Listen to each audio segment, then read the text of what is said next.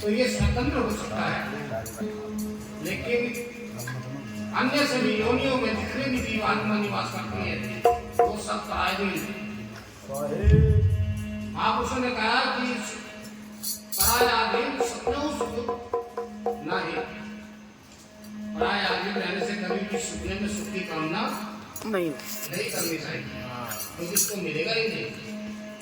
तो इसलिए प्रभु ने इसको मनुष्य शरीर दिया कि तुझे मौका, अवसर, समय है, ये भी तू अपने अतीत को जानना चाहता है, उसको पाना चाहता है, तो तू कुछ ऐसे कार्य कर कि अपने सांसारिक सभी संस्कारों से मुक्त करके अपने लक्ष्य को, अपने मंजिल को प्राप्त कर। वो मंजिल क्या है?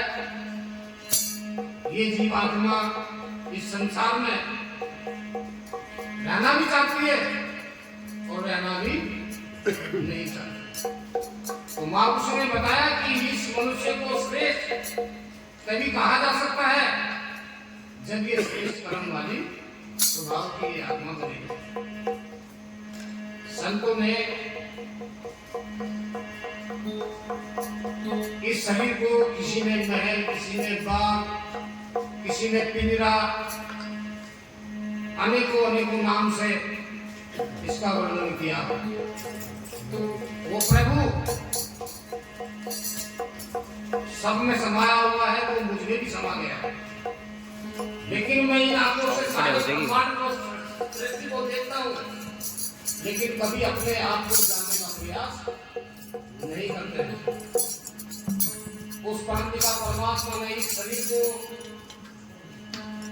इस तरह से बनाया कि उसमें कोई चूक नहीं थी। जहाँ पर आग लगानी थी वहां पर आग लगाई, जहाँ पर दिमाग लगाना था वहां दिमाग लगाया, जहाँ पर पैर लगाने थे वहां पर पैर लगाए। बड़े चतुराई से इसकी रचना की। संतों ने अपने आप को आध्यात्मिक क्षेत्र में उतर करके अपने अंतःकरण को निर्मल करके, अपनी अंतःचेतना को जागृत करके अपने आप में ध्यान करते हुए निहित हो गए। जो उन्होंने देखा, अनुभव किया, वो इस संसार के सामने सब बता दिया। वो इस जीवात्मा को अच्छा लगता है क्योंकि ये जीवात्मा फंसा हुआ है, ये निकलना चाहता है, लेकिन संसार की माया से, संसार के सांसारिक भोग विलास वाले के जो धंधे हैं वो इसका कभी पीछा नहीं छोड़ते। तो सत्संग में या मंदिर कथा में जाने से ये आत्मा कुछ समय के लिए सांसारिक प्रपंच से दूर हो जाता है, लेकिन कर्मवश ये फिर उसी में ही होता है। लेकिन यदि इसका एक अभ्यास बना रहे तो ये कभी उस प्रभु से विमुख नहीं हो सकता। तो देखिए संत तुलसीदास जी ने कहा है,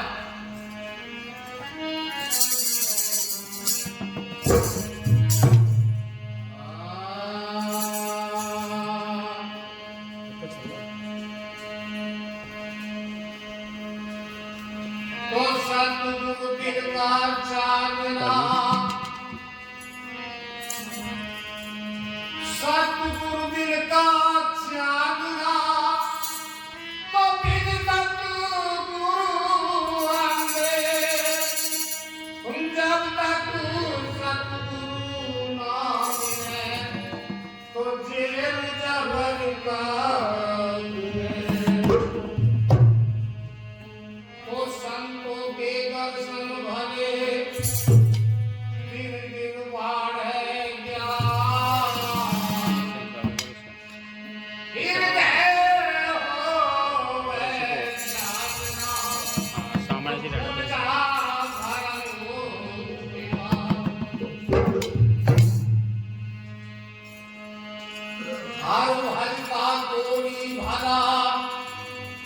जाका चुचु पड़ तो जान, कंचन दे किसका मुझी, जाओ नहीं नाम का। भगवान का भजन करने वाला कोई भी अच्छा इस दुनिया के अंदर है, लेकिन सोने जैसी सुंदर काया पा करके यदि उसने सत्संग नहीं किया, यदि उसने भजन नहीं किया, यदि उसने अपने आप को जानने का प्रयास नहीं किया, तो समझो उसने कुछ नहीं किया। आप भजन नहीं कर सकते, आप ज्यादा बड़े पुण्य कार्य नहीं कर सकते हैं, लेकिन एक तो तुम्हारे हाथ में है कि तुम अपने परिवार में, अपने जनरेशन को, अपने बच्चों को अच्छे संस्कार दे सको। यदि आपने अपने बच्चों को अच्छे संस्कार दे दिए तो वो इस मनुष्य जीवन को सार्थक बनाएगा और आपको विजय दिलाएगा। तो गुरु महाराज ने, इस मालिक ने इस शरीर की जो रचना की है तो उसके बारे में बताया, कितना सुंदर वर्णन किया।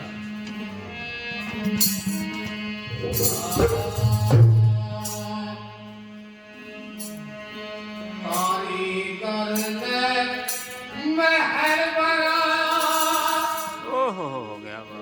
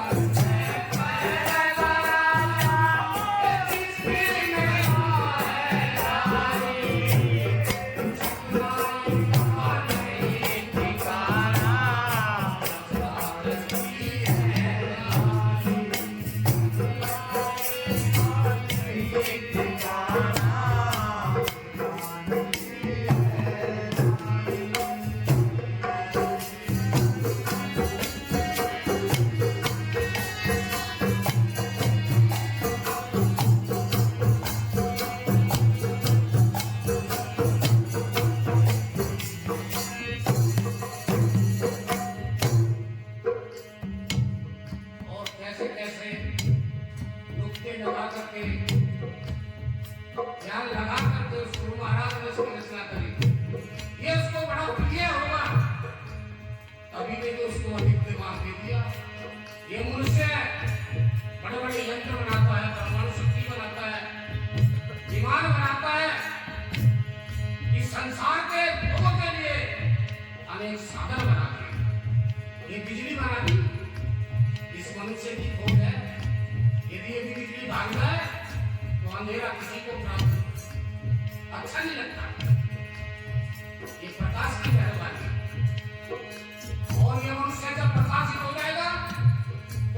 और न कभी अंधेरा नहीं आए।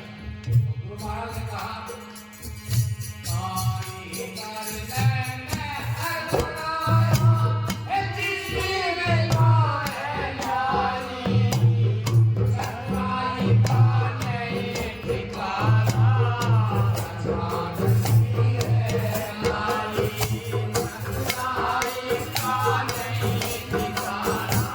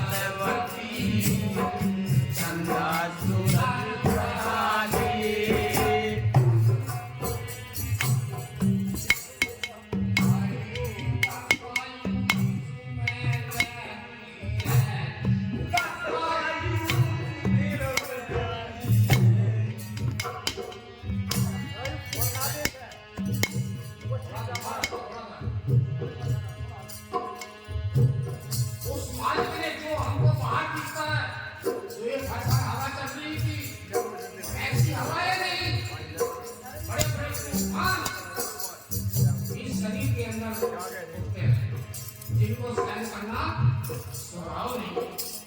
इसके अंदर ऐसी हवा ऐसी कसाई इसके अंदर लगती है जिनको ये मनुष्य करने की कोशिश नहीं करता। ये वायु हमारे शरीर के अंदर प्राण होते हैं और प्राण के द्वारा ही हम सब कुछ काम करते हैं, खाते हैं, पीते हैं, अधिक से अधिक बल लगा करके काम करते हैं।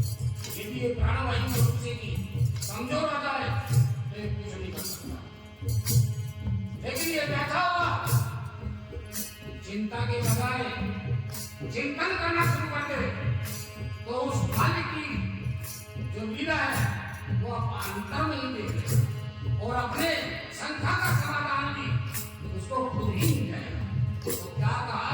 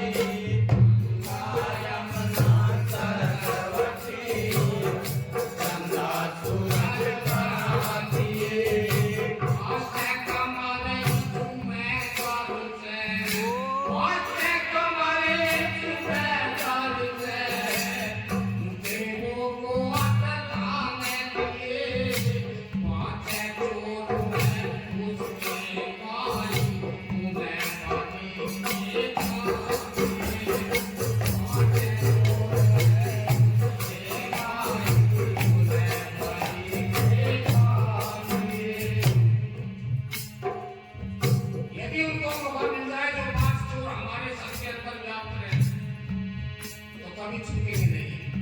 गुरु महाराज ने बताया है कि तुम छूट सकते हो लेकिन उनकी बेसबड़ी को वो कभी नहीं छूटेंगे और ये घटना का अंजाम ये देंगे। जैसे बताया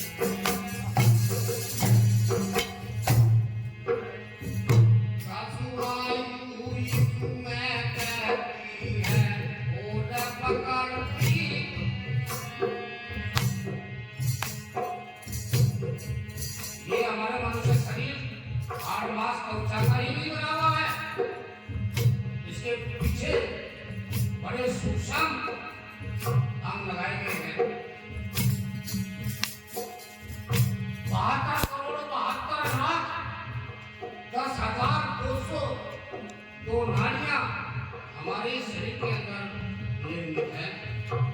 योगियों ने एक एक नाड़ी पे अपना गहरा अध्ययन किया, साधना की है, तब उसको पता लगा है। आपसे खोपड़ी का ऑपरेशन करना पड़ जाएगा आपको, तो पहले ही लिखवा देता है, तो मर गया तो मेरी गारंटी कुछ नहीं।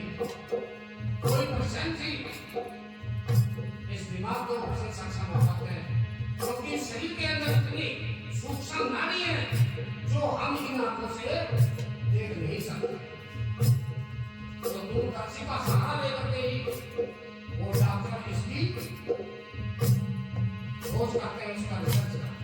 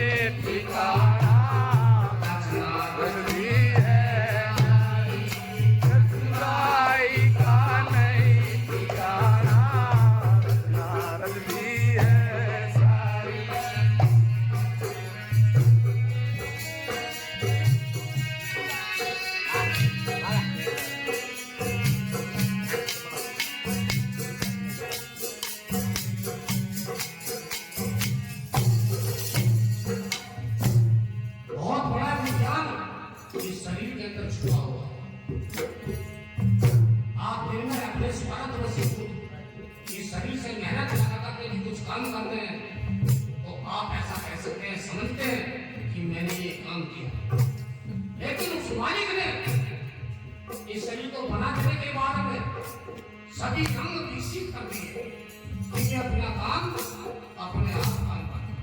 जैसे ये कान है, ये सुन रहे हैं, आप सुनने की कोशिश नहीं कर रहे हैं, लेकिन वो स्वाभाविक। आप देख रहे हैं, पलक झपक रहे हैं, आप नहीं झपक रहे, वो विज्ञानिक है, वो ऑटोमेटिक चली रहे। लेकिन यदि आप देखने की कोशिश करने लगे, तो हो सकता है इन दो आंखों की बजाय आपको तीसरी भी आंख से दिखाई दे रही है।